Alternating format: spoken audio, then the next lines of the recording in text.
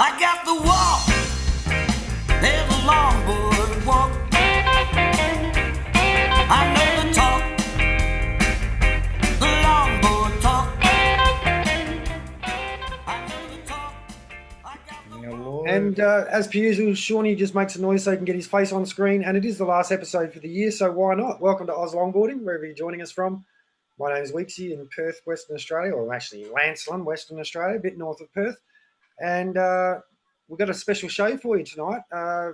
Good mate I haven't spoken to for quite a long time joins us from the east coast of Australia. But first, let's check in with our regular panellists. We're missing a couple at the moment, but we'll be joined a little bit later on by Jack and Matt. They're just both running late from work for various reasons. But let's start this week down in Victoria. Just saying good day to the young fella. Did a stylish new hat you got on there. Nath Riverland, how's your week been? Weeksy, hey guys. No, not a new hat, but I've decided the hair's grown out a bit, so I don't look as bad wearing a hat now. So I'm gonna run with it. Yeah, week's been pretty good in Vico. We've had some nice weather, but the waves haven't been that great. It's been pretty small, but I've been up at the pool quite a lot this week working. And it's been super busy. I was there yesterday and it was just absolutely packed. We had a lot of different surf teams coming in, and now that the interstate borders are open, we had a lot of guys from Sydney flying in, and then Queensland's opening on the 1st of December too, so I think Monday. So it's all looking good here. But yeah, we've got I think a few waves coming this weekend and tomorrow, so it should be good. Nice. I guess I've just decided I'm going to chuck a hat on as well. But it must get a bit monotonous. How's the surf been? Oh well, there was 430 perfect rights and perfect lefts. Yeah. But so I keep forgetting that you get to look at waves all day, every day, regardless. Yeah. But, all right. Way to spend your time. Great to hear that it's back up in operation, and West Australians might be able to get across there soon as well. A little bit further around, in fact, right up the top of the right-hand side of the surf coast of Australia, Kira Molnar from Noosa. How's your week? Yeah, my week's been good. There hasn't been very many waves around. It's been a bit bumpy, east southeast, and a bit of north, a lot of the east, and not much swell at all. So definitely that time of year, but hoping to get a few cyclones at the beginning of next year, or some swell to push around eventually. So yeah, not much from this way surf-wise. Nice. Have you been training or coaching? I've been training in the Pro Movement studio tonight, and then coaching early this morning. So yeah. Flat out as usual. All right, good to have you on board. And Sean McEwen, the man who made it all possible. It's been a great year for the show, mate, and we're finishing off on a bit of a high note. Yeah, mate. Hey, when we first started this early on in the COVID, never thought it would go like this. It's been unreal. Yeah, so they're really stoked that everybody has joined in, been part of what we're doing, and yeah, I think this has got a future, this podcast.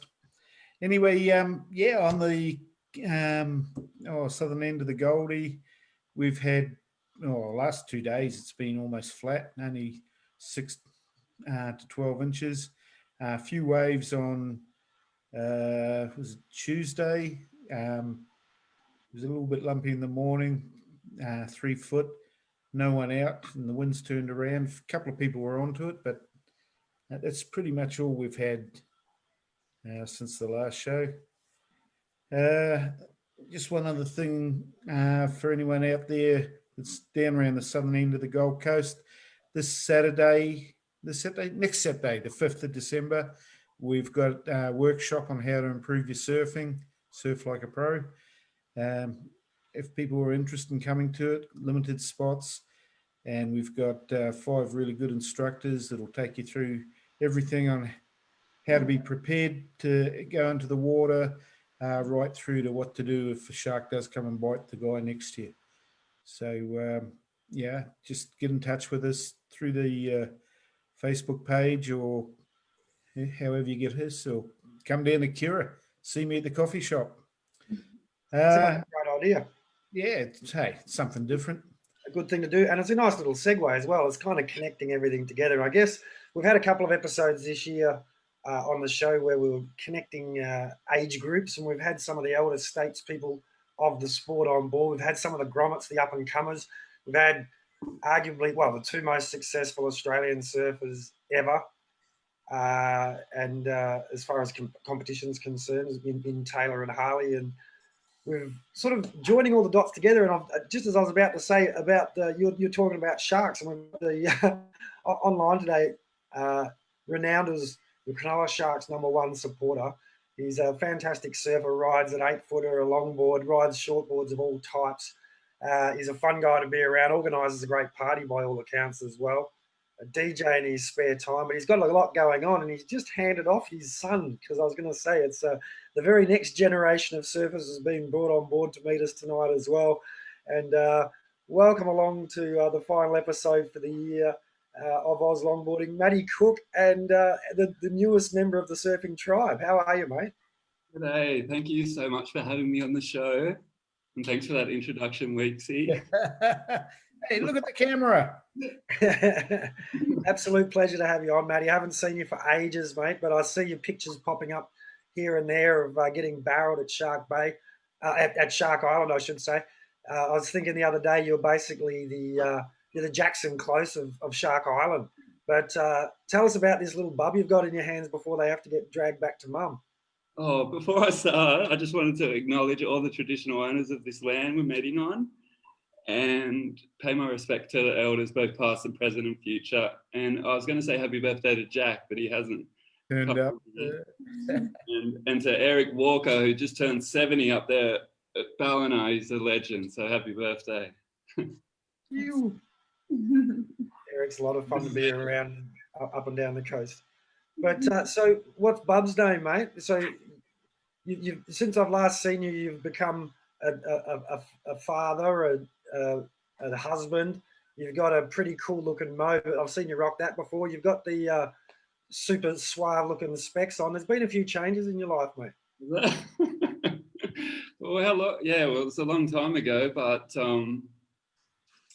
yeah, a lot's happened since. I got married, and about eight weeks ago we had Agnes here. So Wow. yeah, it's been great. I mean, I've moved from the North Coast back to Cronulla, and I'm just loving living here, and yeah, it's just been really nice. So, sorry, what's your son's name? Angus. Angus. You named your kid after a McDonald's hamburger. We did. It's funny you say that because we had a whole heap of different names. Like we're going to name him after maybe a grandfather. And when he came out, he was so big and chunky. His legs and everything was so big. And all the midwives come in and were like, geez, he's so beefy. And I said as a joke, like, you know, it's like Angus beef, like the Grand Angus. And we called him that for about a day or so, and we just couldn't change his name, so it just stuck, and now he's Angus. He's strong like bull. He's got that bottom lip rolling already. I mean, I think he's going to clip you later on, Yuck, when he gets to about 18 or 19 and go, called me Angus, bang. I won't tell him that story. Oh no! There's lots of stories you'll have to tell Angus that aren't true after he hangs out with a few of your longboarding buddies for a while. But yeah, you're still surfing a lot, obviously. Are you doing any competitions these days, or where are you at with your surfing? Is it sort of a bit of a social thing, or what are you doing? Yeah, I guess it always has been for me. I mean, I did go along to some of those competitions. You know, going back 5-6 years, but I think for me it was definitely more a social thing. Respect. Hey, this is Cook. You'd know every time I saw you at a competition, we probably had more time at the pubs and that the night before than we spent at the competition. So Sounds fun. Yeah, but hey, that's what comps are all about. You go away to them, you know, hoping to get a couple of waves, some cold beers, and a good T-shirt. that's it. Hey, Matthew, tell us a bit about your DJing, mate. I've heard you're a bit of a dynamo on the decks.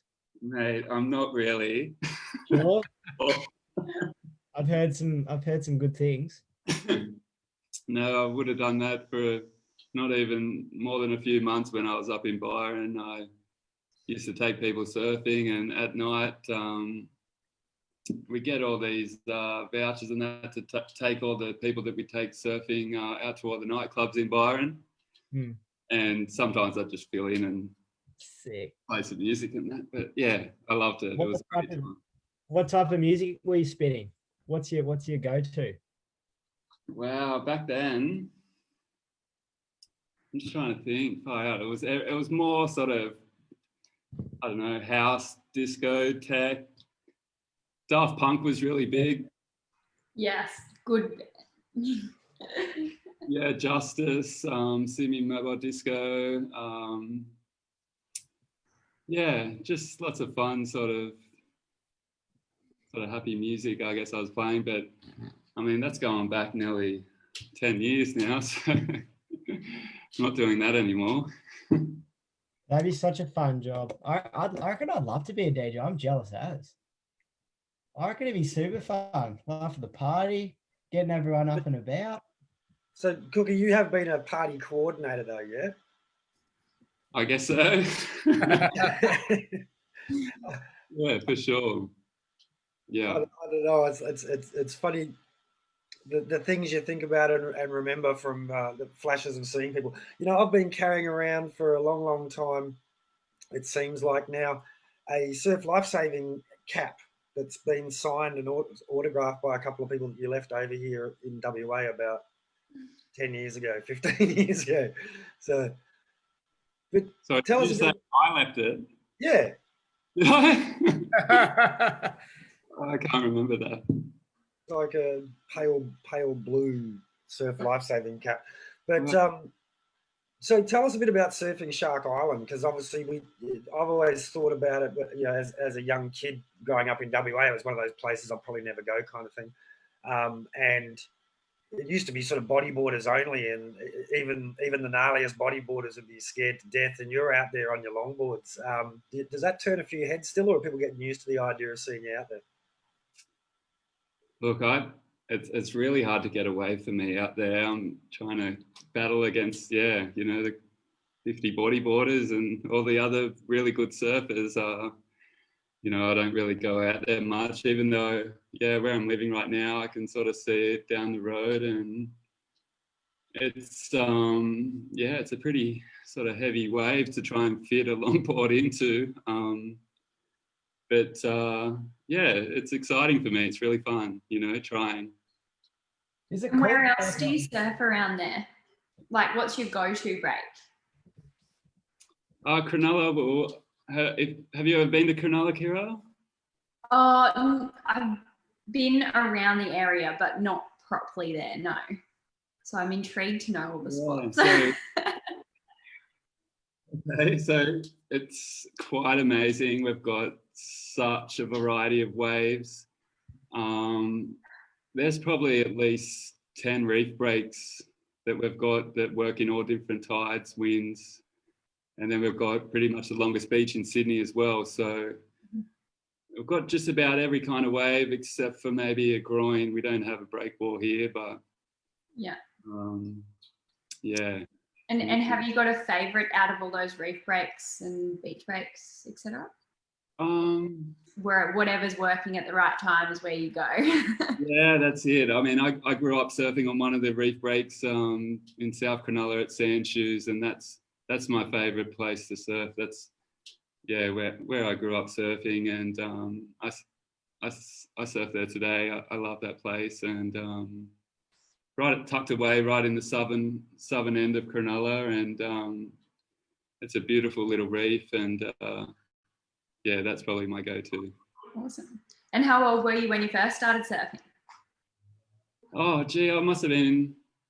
My dad would have been pushing me onto waves when I was a little kid. I do remember saving up for my first surfboard around 12. When I got my first sort of custom-made surfboard. But before that, I would have just been standing up on my bodyboard, and I'll try and grab the foamies off the nippers down at South Cronulla Beach. When they'd finish, I'd go and grab a foamy and try and stand up on one of them. That's awesome. Yeah. And what was your first custom board? What did you go for? It was all about the spray. I wanted like light blue, and it was like all had to be like a swirl, and it was sort of similar to what Luke Egan was surfing on. He was pretty much one of my favourite surfers at the time, and I sort of copied him a little bit. Emulate that surf and stuff.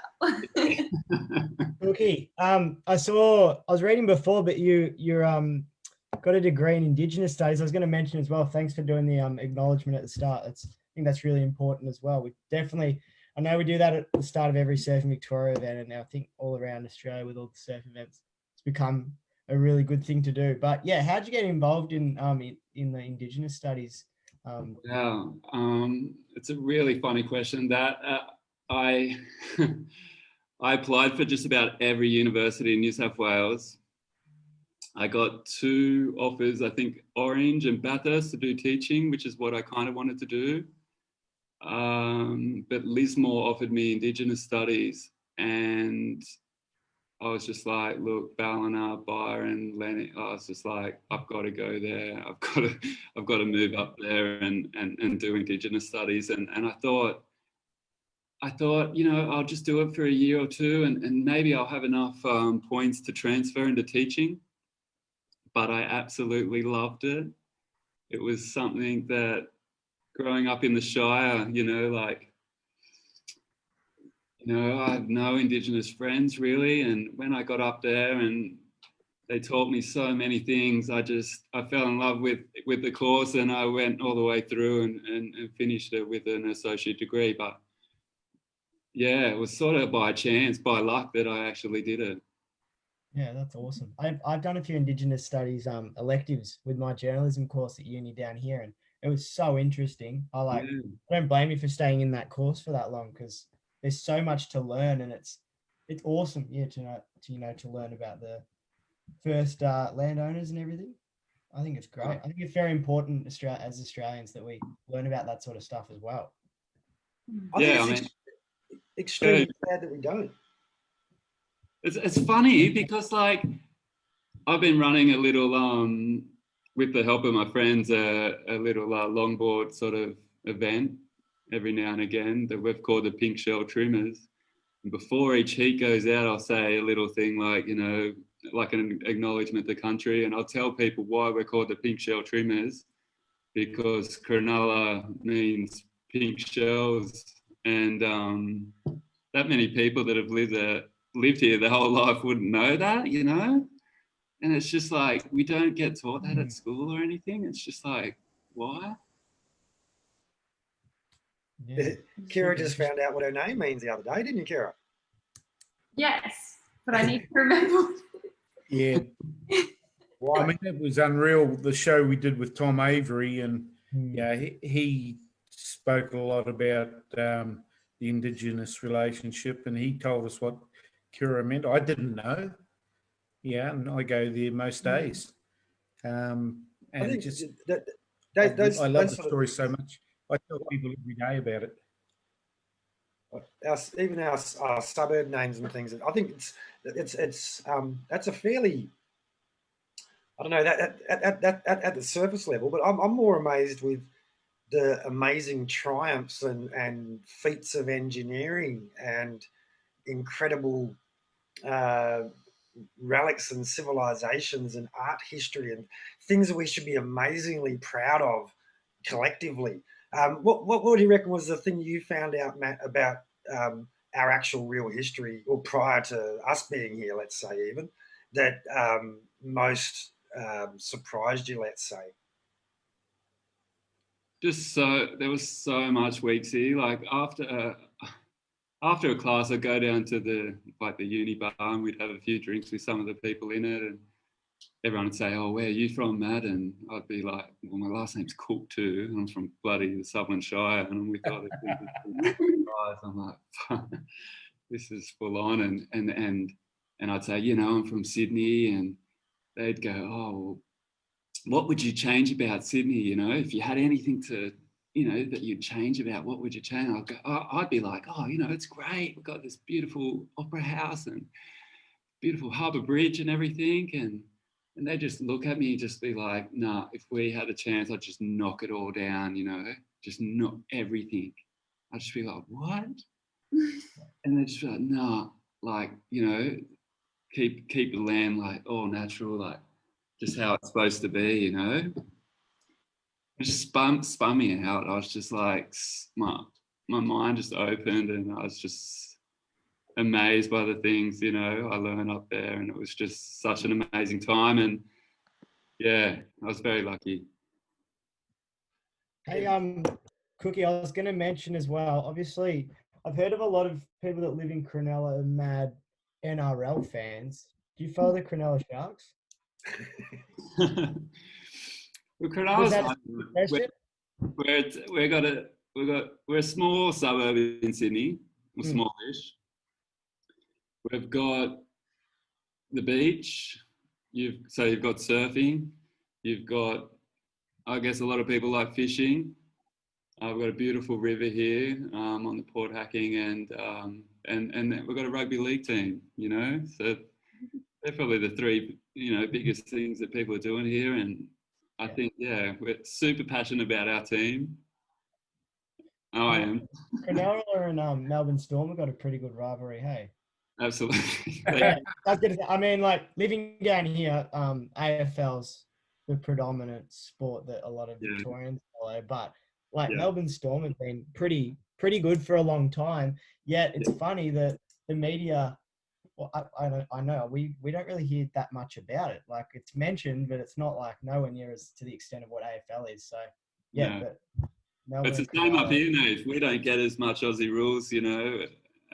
It'd be just the same. So all NRL in Sydney, and yeah, I guess all Aussie rules in Melbourne. So years ago, they tell me you won some sort of comp that you ended up in the corporate box for the Sharkies. What was all that about? I won a comp, yes. Oh, it's probably the best day of my life, actually. So the week leading up to the grand final between Cronulla and the Melbourne Storm, one of the sponsors for the Sharks, Coates Hire, I think it was, they sent out a comp. Whoever gets the best photo, I think doing this with your hand above your head like a fin, send it in and we'll send you to the grand final for free. We'll give you 3 free tickets and we'll send you to the grand final. So that week leading up to the grand final, I reckon I went surfing every day with my hand on my head the whole time in my Sharks jersey, trying to get the best photo, and I did. I got it. And it's only thanks to all the photographers around here. Cronulla's got so many great photographers that probably helped me win that. So thanks, guys. When did you transition into competitive surfing, Cookie? How did the evolution into that go? Competitive. I mean, I was always surfing in my local board riders here at Sandshoes, and I was always into shortboarding. So growing up, I was always riding shortboards, and Cronulla didn't really, or still doesn't have a whole heap of longboarding spots. We don't really have that many, a whole heap of longboarders here, but I kind of I saw a lot of people riding longboards when I moved up to Byron, and I was blown away by how fun it looked and how good they were. And I think I just sort of slowly started riding them and wanting to go along to some of the comps with them, you know. How would you describe your style, Cookie? Because it feels like you might have more. I mean, 'cause you did all right back in the day, but I reckon you might have more competitive success now with the current interpretation. Would you say that's a fair assessment? What is the current interpretation? Yeah, okay, good point. So I always thought of you more as maybe a bit of a style lord, and perhaps sometimes you give up function for a bit of form. And I'm not in the same way as some of my favourite surfers like Jack Medland and some of the WA boys who are right into their style and flair rather than outright power, let's say. I think you surfed right in amongst the obviously the Dane Piolis of the world, where vertical surfing on the 9-footer was the go. to me anyway, and watching on from the shore, it seemed like you were capable of those things, but you'd like to, you were more influenced by style. Yeah, it's funny, like, you know, you'd surf all these really good waves, like here I've got in Cronulla, and you know, I'd be trying to get these boards to surf in these barrels and work out how to ride them, and then you'd go to the comps and, you know, it's 1 foot and it's on shore, and I just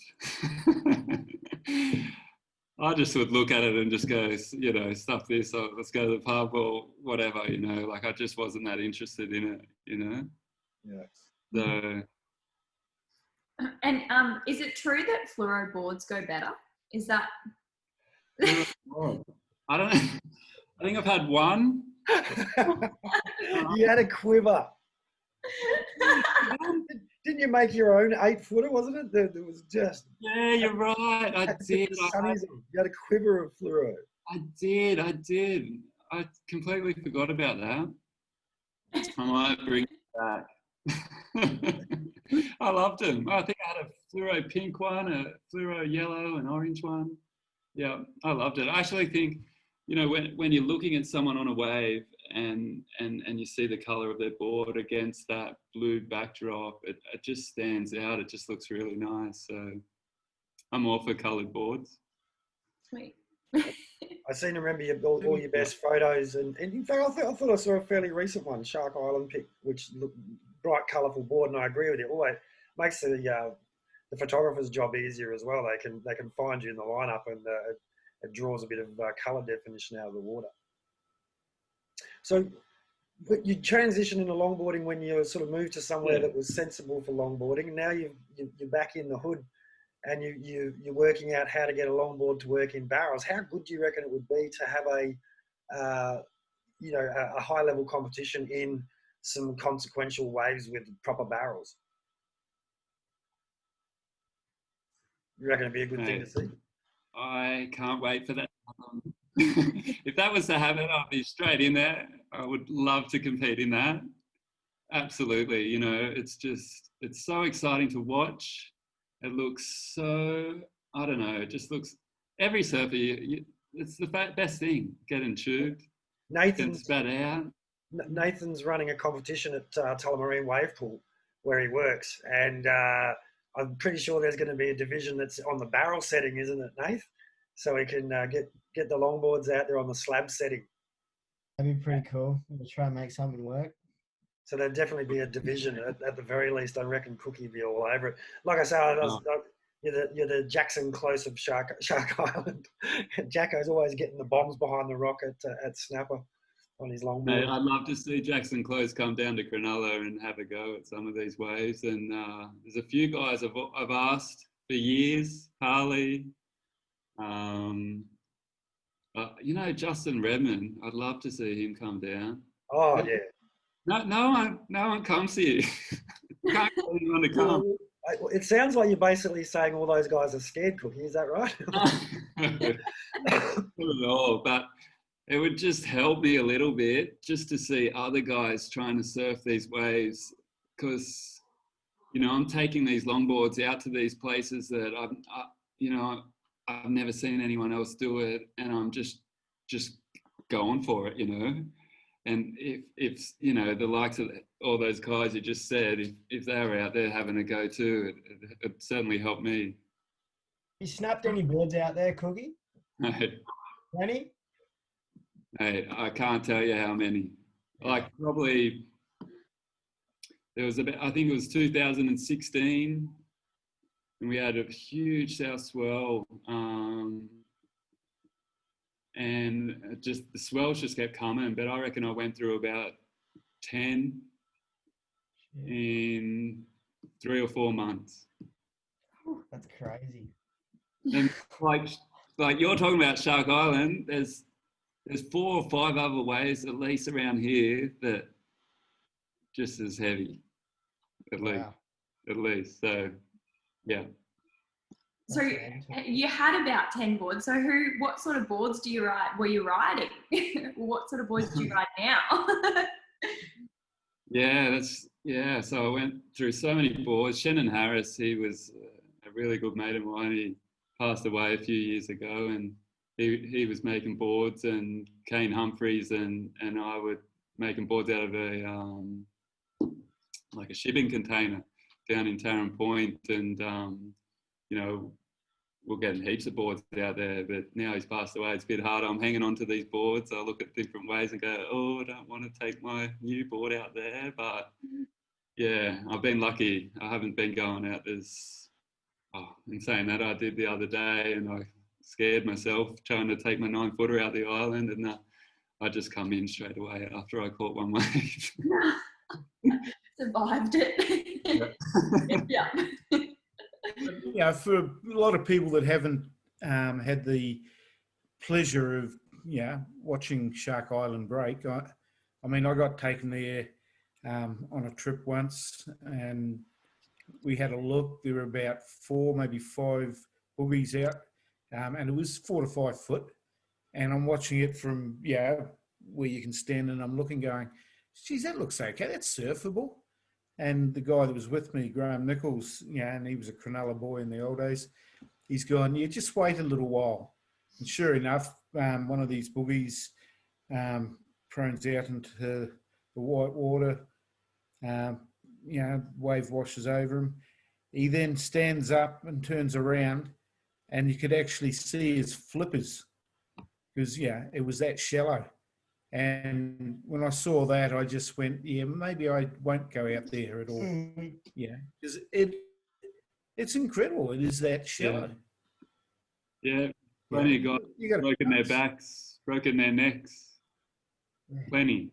So the day we saw it, it was working really nice, and there's hardly anyone on it. And now I know why. Yeah. Crazy. I always see the photos of it on like Swellnet every time it's like a big swell, and like Shark Island's pumping. You see all the boogie bodyboarders on the shoulder, but I couldn't even imagine seeing a longboarder out there. So kudos to you, mate. That is pretty sick. That's pretty sick. Thanks, mate. So tell me, who's the king out there? Who's the king? Far out. There's been a lot. And queen as well.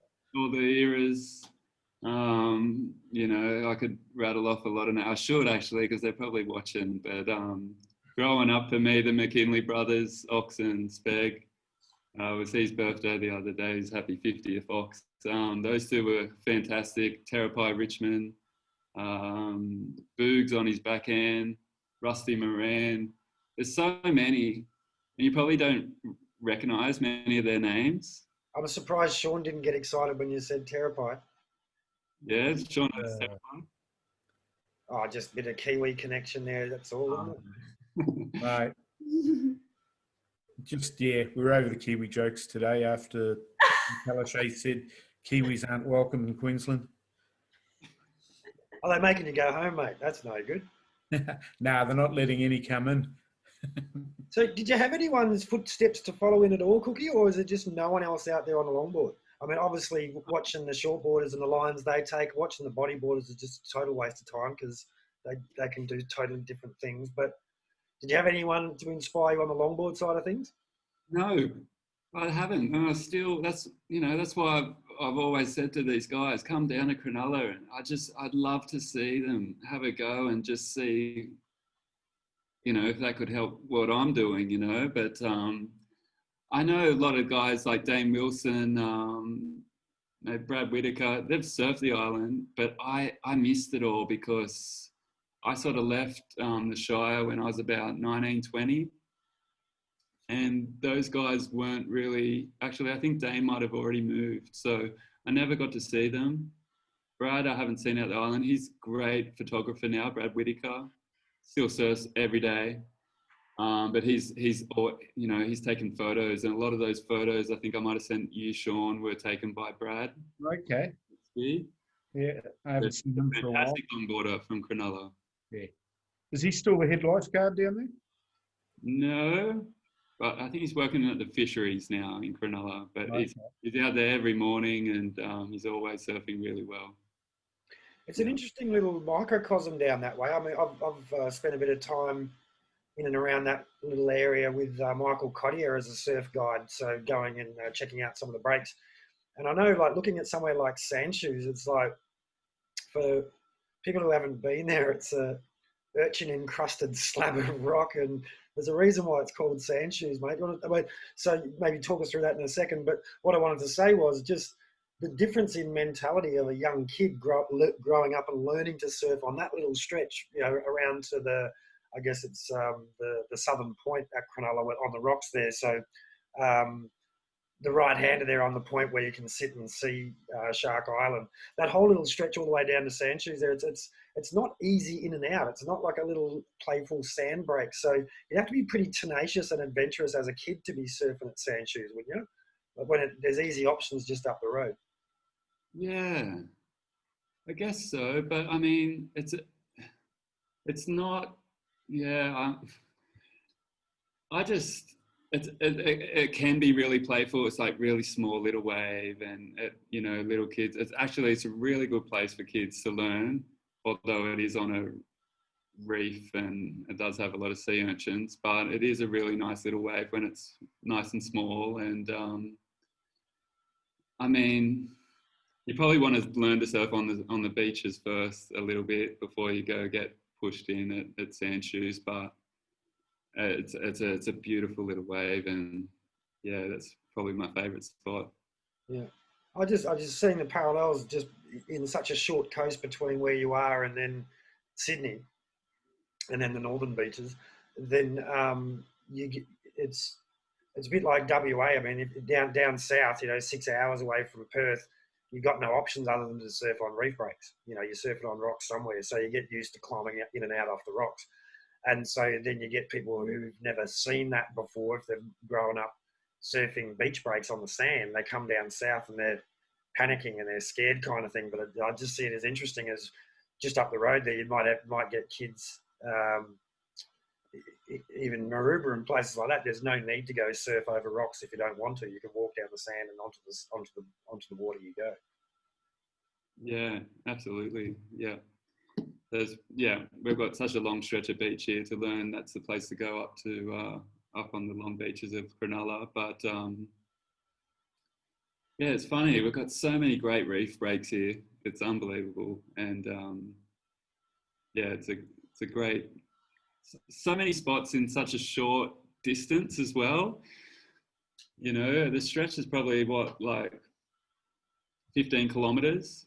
And in that 15 kilometres, there's probably 30, 40 waves that break lefts and rights in such a short distance. When you're driving down the coast or up the coast, you've got to drive for so far on the highway, and then you turn into another town, and then you got to turn right back out, and then you got to go back.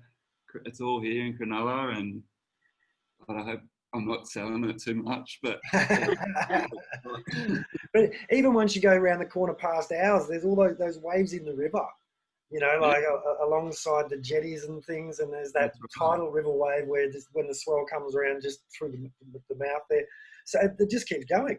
Ockie would have grown up surfing out there at Cornell on those points and those groins and that. There's just that many good waves, and we've got that many good surfers that come out of the area. It's unbelievable. And it's funny because in Cronulla, like with all these reef breaks and that, there's guys that probably don't even want to surf the beaches and don't want to go in any competitions. And I feel like competition's a little bit sort of frowned upon because none of the competitions are surfed at Shark Island, Voodoo, Cape Solander. They're always at the beach. So these guys, these legends, like absolute amazing surfers, would never compete in any of those beach competitions. So we've just got it's a funny sort of town where usually go to a town and all the best surfers are in their board riders club. You know what I mean? Yeah. It's interesting how it changes. Like, and again, in such a small area, like there's such difference of culture.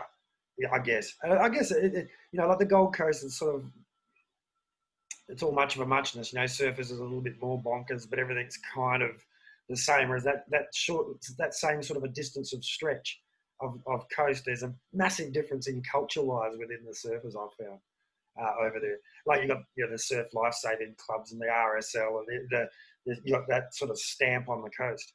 That area where you guys are, it's a little bit more raw, isn't it? Yeah, for sure. You've got your beach surfers, and then there's the reef surfers, and then there's so many different spots down here. And yeah, you're right. I'd love to get a couple of the Corbett twins and Jared Foster maybe. I'm thinking of people on a longboard who'd love to come and surf Shark Island with you. I keep saying Shark Bay, it's a place over here. But, those guys are nuts. They'd come over and probably have a great old time as well. Yeah, they would. I'd love for them to come over. So you've got such a variety where you are in a time where we're not allowed to really go very many places, although borders are opening within Australia. What's been your ultimate surf destination, your favourite surf trip? What's your dream place that isn't just around the corner? Well, my dream place, I mean, when I was young, I just wanted to, after watching Morning the Earth, I just wanted to be on those North Coast points. And I moved up there super young, probably a bit too young. And that was my dream, you know, just surfing Angari and Lennox and Boulders and all the way up to the pass. And I miss it up there. They're the best places I've surfed for sure. Would you move back up there? Yeah, it's just hard. Like I moved sort of back to Sydney for work.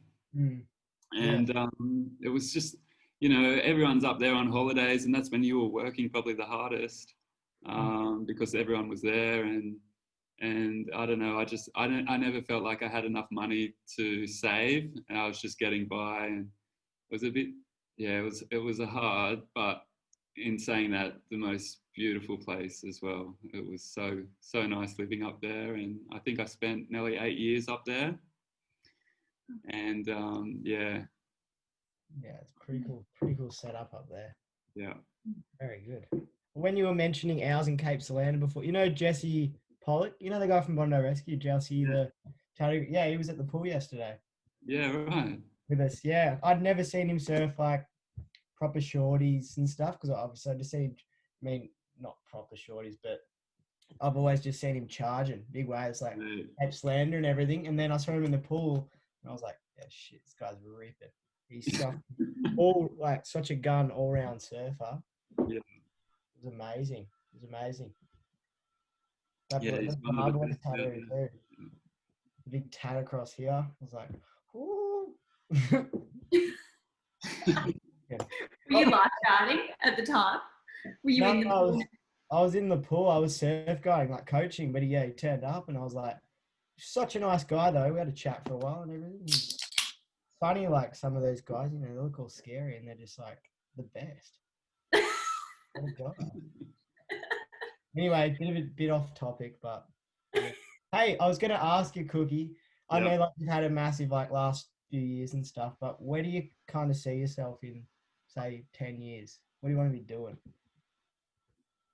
Mate, I have no idea. Hey, like at the moment, I'm working pretty close to home, and I'm sort of managing a house with there's like 4 or 5 guys in there with all different mental illness, sort of schizophrenia and things like that. And I'm sort of working like 9 to 5 now, and if I can get a surf in beforehand and maybe surf after, it's hard with the baby at the moment. But you know,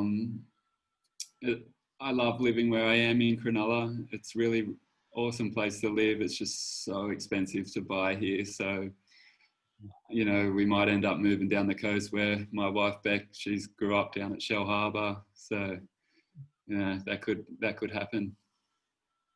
It's not a bad look happy, area. mate. You look well. You look like you're growing into yourself or something. I don't know. You have this peace about you. It's really good to see, mate. Oh, thanks, Weeksy. It's funny because like you're one of those people I only saw a handful of times in real life, but obviously a lot of keeping touch over Facebook and things there for a couple of years. But I guess when it boils down to, I never really got to know you all that well, other than through the surfing and the partying. And I mean, you made a lot of friends around the countryside, but what's been your most memorable surfing competition from a longboarding point of view? Surfing competition, longboards. Well, I do go in one contest that I love every year. I try and get to. I haven't been there for a few years, but the one down at Mollymook. It's one of the only longboard contests that they don't have on a beach, on a sand bottom beach. And they've got a beautiful reef down there, golf course reef, that I absolutely love going down to. It's sort of middle of winter and everyone's around the fire, and it's almost like a natural amphitheatre there. If you've ever been down there, it's a beautiful setup. Such great people. It's definitely one that, you know, I love going to. And obviously yours, Sean, up in Kingscliff. I've had some good times there with you, Weeksy. Yes, we're not a lot of those we can go into on a public broadcast, but and I think for me personally, I mean, a lot of the as Peter Dunn likes to call the camaraderie, because he can never say it properly, but the togetherness on the shores, you know, the things that go on outside of the competition itself, just as the tribe catches up, you know, and I think is a big part of the appeal of even going to a competition for myself. I reckon you'd love the Yalmal. It's on this weekend coming down in the southwest of Western Australia, but it's at Yallingup. It's one of the longest running contests in Australia. I think it's like, I'll have to check my latest T-shirt, but it's like 30 odd years. It's a long time running, and that's an open ocean wave. It's usually, I mean, if Yallingup's even breaking, it's going to be sort of slightly overhead high, and if it's good, it's going to be well and truly double head high. I reckon you'd enjoy yourself down there, Matt. I have penciled that in for, I reckon, the last 10 years. And you know what? Every single year we have our board riders, Centuries board riders presentation the exact same weekend. And our Centuries presentation's this weekend again, and the Yalmal's on. So I haven't been able to go, but I would absolutely love to go to that comp. I thought you were going to put the borders on. I love Yallingup, and I love all the people in Western Australia. I've had the best time over there, and I just love them to bits. So, yeah. And I can hear Angus going, I want to go there, Dad.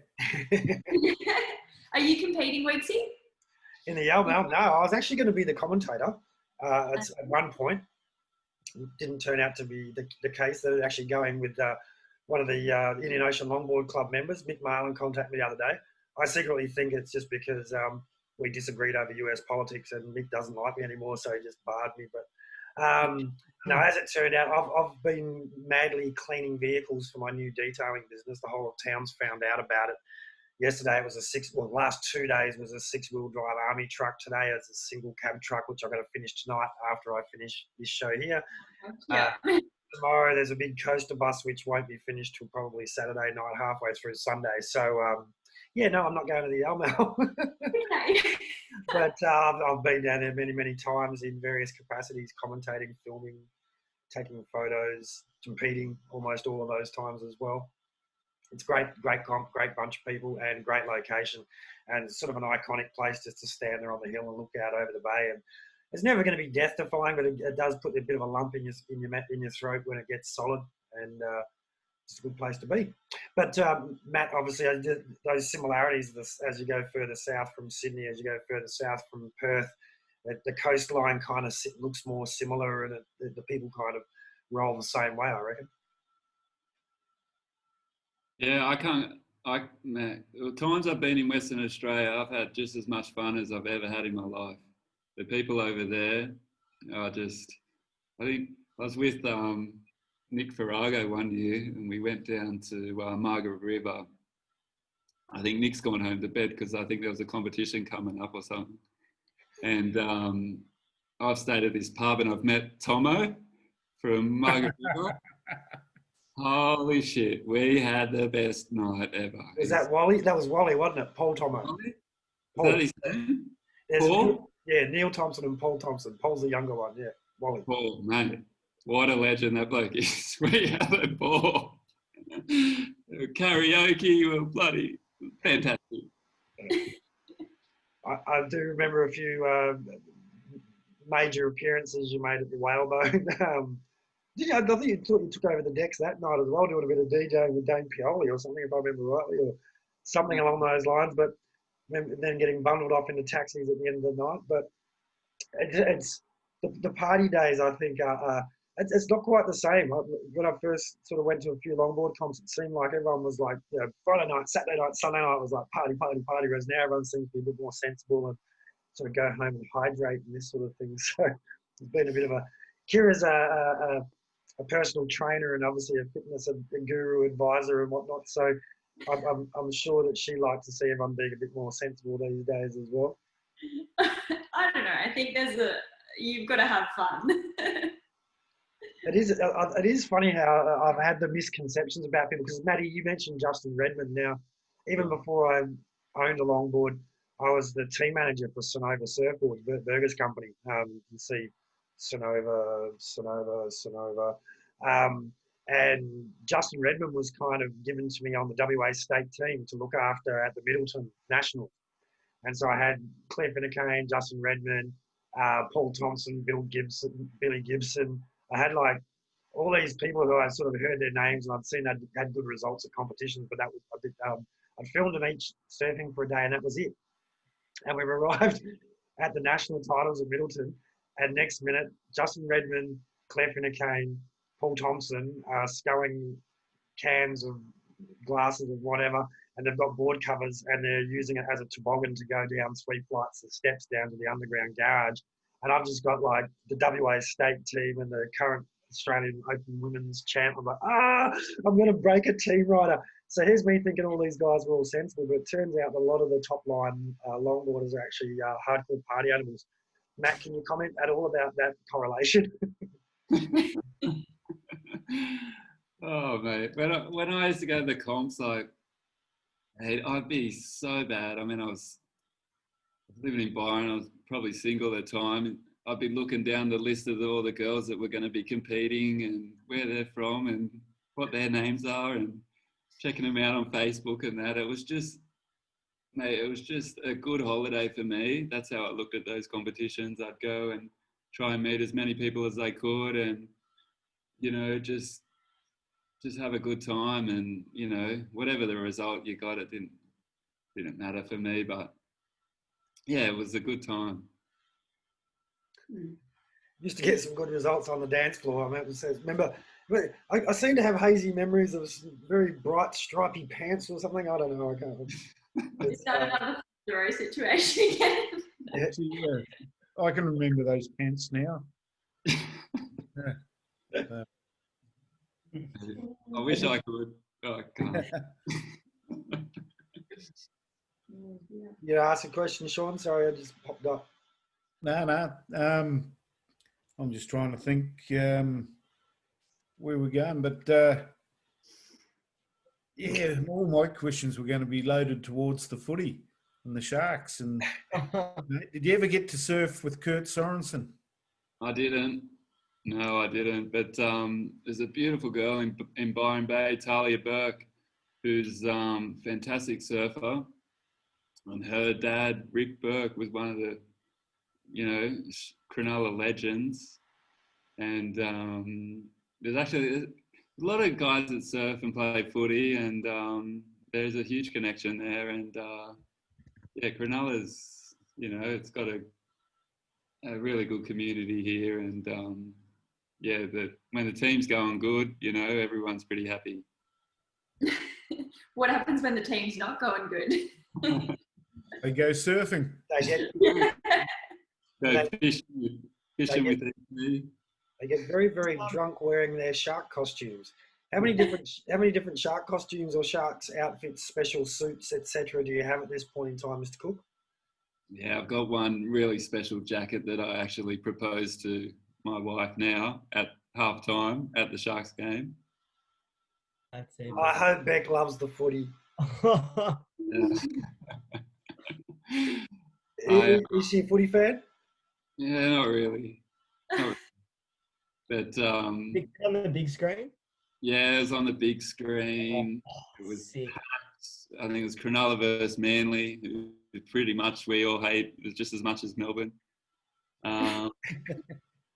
And, you know, it was sold out ground, and the CEO at the time, I think he needed us to book in a time for a halftime, because there's a lot of things that happen at halftime.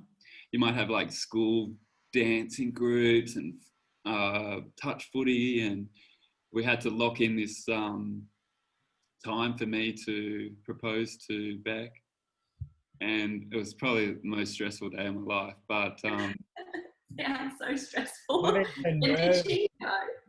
Or was it- I got all her friends in on it, so they knew that I was going to propose to her. So I must have bought maybe, I reckon, about 20 tickets that day, that morning, so that everyone could sit together.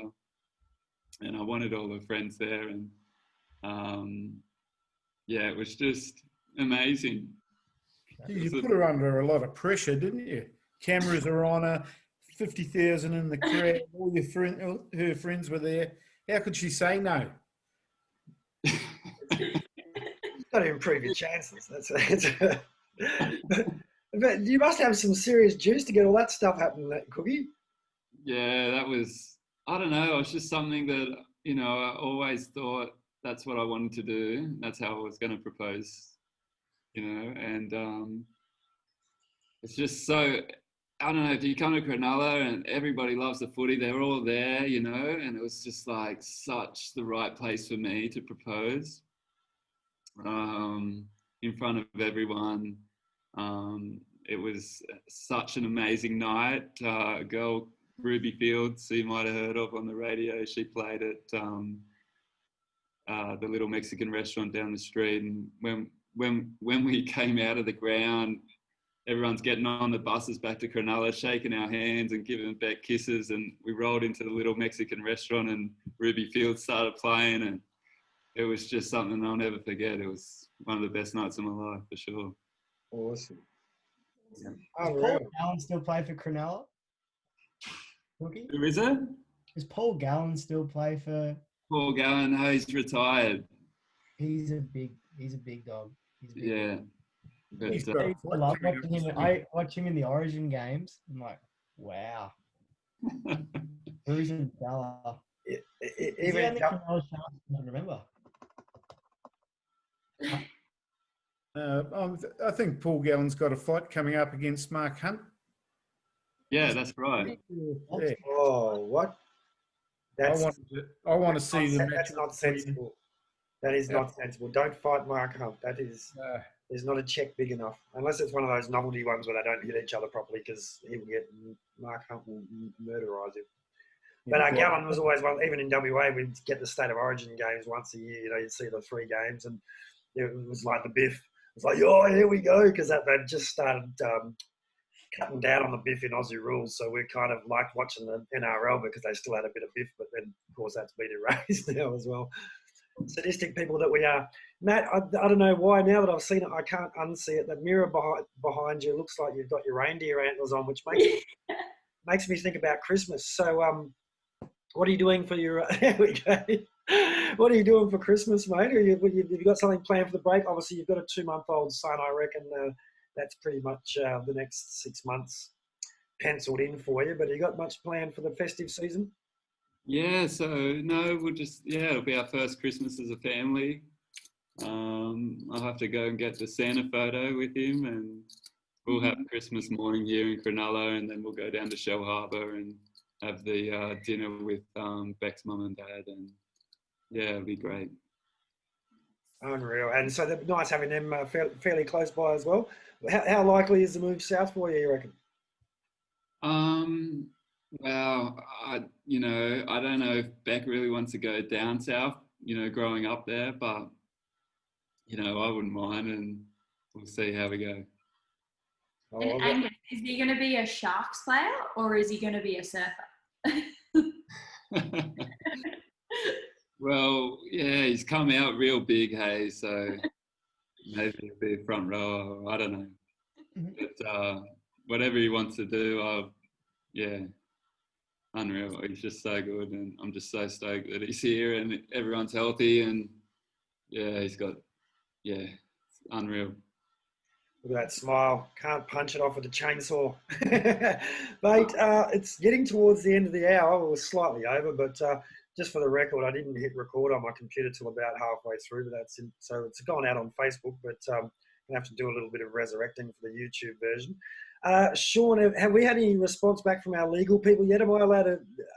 we kept recording after the show last week. Those of you who tuned in and saw us chat with Taylor Jensen, we had a great old chat on the show, but we kept on recording afterwards and found out a lot of very interesting things and had a couple more conversations. But I'm thinking for the YouTube version, we chuck up the whole lot. But can we do that? Oh, mate, I don't know, because young Nathan won't like what we was talking about. Yeah. Yeah, there was that bit where Taylor was quite disappointed that he wasn't there. I would like to know how disappointed Matt is that Matt Chinosky and Jack have decided to snub you, mate. Have you done something to offend them, or what's the deal there? Mate, they're both bloody Northern Beaches bloody wankers, aren't they? Oh, is that what it is? They feel threatened because you're from the south. Yeah, they probably heard I was coming on to me and stuff that I'm not going on with Matt. Right. One lives at Manly and supports the Rabbitohs, and the other one, he's living at Byron, and I don't know who he supports. But yeah, he was from Manly, so yeah, gotta hate him. Yeah. Well, he's they're fantastic. Two of the most amazing surfers, and I love watching them. I was only just talking to someone today in Cronulla, Ian McDonald, one of the best photographers down here in Cronulla, and he was just talking about Jack's dad and just what a fantastic surfer he was, and you know, even when he was a bit sick, he'd still beat everybody. And yeah, I would have loved to talk to Jack and Matt. That's all right. Yeah, we'll see if we can tee it up next year. Yeah. I think because going forward, I think we're going to get quite a few of our guests back, because the show's just not long enough to talk to everybody like we'd like to. Just so yeah. I think Matt Chinosky is just threatened because Cookie lives down south where it's tough. Matt goes down there and tells us about his road trip he's been on. He's a big adventure, south down. From Manly. Yeah. His six-pack and his sandwich, and his take a drone and. We've seen Chono's getting some pretty solid waves actually this season. I can't sling him there. He's been given a good old charge, which is good to see. But so we can put you down for the heaving barrel section of the Tullamarine surf comp. Please, actually, my wife bought me a trip to the wave pool for Christmas last year, so I've got it. Because of COVID and everything, I don't think I could get down this, but I'm ready to go. Sign me up, Nate, please. Yeah, I'd love to have a surf with you when you come down. Definitely. Awesome. Weeksy's plugged the Oz Longboarding Tullamarine Wave Park comp so much that hopefully it's going to happen. Yeah. I tell you what, though, I won't be flying Qantas. No. No, I won't be taking a vaccine if it hasn't been tested for about 12 years, please. But interesting times as well. But as we begin to open up again, we can maybe bump into each other again, Cookie. I actually would love to see that the sand shoes on a good day. I've surfed it when it's smaller, like you say, probably good little dribblers. But I reckon you can just see on it today. It'd be just epic. So it's a pretty special slice of the coast, mate. You got your lovely wife, the baby with the new car smell still going, little Agnes. It's great to see you happy, and wish you all the success and over the festive season, but into the future as well, mate. Hopefully we get to talk again with a bit less of a gap from last time. Yeah, it would be really good, Weeksy, and I'll try and get up to your comp, Sean, as well. Yeah, well, don't know what's happening there yet, but we've got some other comps happening and some really good news, I think, hopefully before Christmas, if not by the end of January. But we're really waiting on stuff to happen with the Pacific bubble, for want of a better description. And don't forget, everybody, as well, of course, that the Agnes Water Longboard Classic entries are now open. $750 each for the male and female pro loggers, and they've got the North of Fraser division, and then they've got the opens and the 10-foot subs. So there's an 8-footer and a retro division as well. So entries are available. Have you ever been up there, Agnes? Cookie? Me? Yeah, you're the guest. No, I've never actually been past Noosa. That's the furthest I've gone. But Kira, that would be you, wouldn't it? You'd be going there. Yeah, I probably will go up there again. Yeah, it's a great little comp up there. It's actually just a great little holiday in a nice little town. Nice. Yeah. Hopefully the waves are there this year when I'm there, but I've always had issues with that, but still fun. That's a bit hit and miss, but there's lots of breaks all around it as well, Cookie. And straight off the coast, you got the fringe reef, and if you get in a boat and go out about 45 minutes out to the reef, you'd be very, very comfortable out there. You're very, very, very happy camper. Some of the photos, like I've hung out with a few of the local guys at their houses and stuff, and they've all got pictures on the wall of just these pumping, just perfect, like Indo perfection, like on the reefs just off the coast. But interesting little place, and I will be finished with the video shortly. I'm sorry, guys, but I finally got given the dates and things to do the promo for it, and I was in the middle of being inundated with work where I'm getting behind on everything else, including editing videos and including episodes of Oz Longboarding. Sean, tell us about what's happening with finishing the year and starting back again next year, please. Okay, yeah, we're going to call it quits for 2020. We've done the 28 shows. It's been a huge effort, and really like to thank everybody, the panel, all our guests. So I think out of the 28 shows, I think 27 of them were fantastic. There was one that let it all down. I think that was the night you handed the controls to me. Mate, it's been brilliant. So we're going to have about 3 months off, have a good rest. Coming back again, we will start the first week of March, and we're going to move to Tuesday nights, just sort of try and help. We're finding everyone seems to have a lot of things to do on a Thursday night, getting ready for the weekend, and hopefully next year on the Tuesday there'll be a few comps happening, and we'll be able to do wrap-up comps also on the Tuesday. So, but once again, I'd like to thank my panelists. I'd like to thank all the guests over the last 28 weeks. And we'll see. Like I say, we'll come back on March the 2nd. And can we say thank you also to all the viewers and those guys who have been watching most of the episodes. We really appreciate it. And all your comments and feedback and questions for our guest viewers are awesome. Have we missed any questions on the Facebook feed? I've been hearing my phone going ping over there somewhere, but I'm just wondering if there's been a flood of questions for Cookie. Are you on the Facebook page these days, Matt? Yeah, I'm on Facebook. So on the Oz Longboarding page, if our viewers have left some questions for you there, you're able to drop by and answer them for us. Say good day to the crew. Yeah, whatever questions. They're mostly old people. So, but I'm sure people like Gary McCormick and Mick Marlin and the guys, and Dunny, of course, always said what a pleasure you were to have over for the comp for the whalebone. You've got a lot of friends here on the West Coast from your couple of cameo appearances you've made. We'd love to see you back over here sometime, but maybe the tussle at Tulla.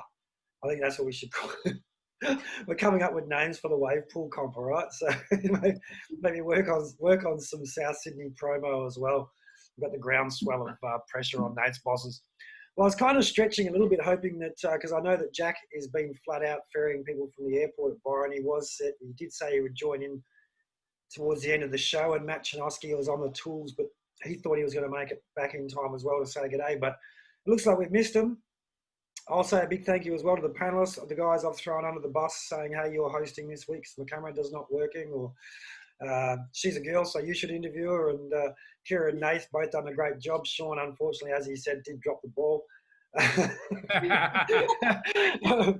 But great way to wrap up, I think, Matty, by bumping into you. I was trying to put my bright, colourful Hawaiian shirt on. I was trying to be a bit of a style lord, but it seems like you've moved on from your fluoro days and things. I've had your pigeonhole for too long, so it's great to get an update. And an absolute pleasure to have you on board. And look, if you're able to answer some questions for us online, that'd be great. And stay around, but I'll stop the live feed now. We'll see you guys back in March. If you want to, go to the YouTube channel, Oz Longboarding on YouTube, and each of the episodes is up there as a clip with subtitles for people's names and things, and some additional content. Like Matt might give us some photos after the show today, so I can show you his crazy Shark Island barrels while we're talking about it, but I'll put that over the top of the conversation for the YouTube video. Last week's show with Taylor may or may not have entire other conversations on it. Sean's waving his finger. I think he wants to tell you about podcasts. I was going to say the other thing, as well as being on YouTube, we're on most of the good podcast platforms, Apple, Spotify and all that. So when you're doing your road trip over the summer holidays, you can tune in and listen to it as you're driving and that. So, don't forget you can listen to us as well as watch us on YouTube. There's a big backlog catalogue and by watching on the YouTube, it sort of helps make it worthwhile to go through a process of downloading, saving and all the rest of it, rather than just doing the stream on Facebook. And that means you can also share it with family and friends who aren't on Facebook. So thanks for watching wherever you're watching us from. Let's go to Brady Bunch mode so people can see all of us. There we go. Yeah, Kira, stop doing the stretches. You always make me feel so unfit. Wearing your workout gear just takes it to a whole nother level. Now, but so signing out from WA. Thanks heaps, guys. Have a great Christmas. I'm sure we'll talk on our Facebooks and things in the meantime. But whatever you're doing over the summer period, be safe. Enjoy yourselves. Get some great waves for us all, and say good day to your mums. Anyone got anything to say to their family and fans before we sign out? I want a new microwave for Christmas. There you go. Thanks heaps, Cookie. Thanks, Cookie. Thanks for having me, guys. And thank you at home. We'll see you next year. But that's it for 2020. Longboard talk.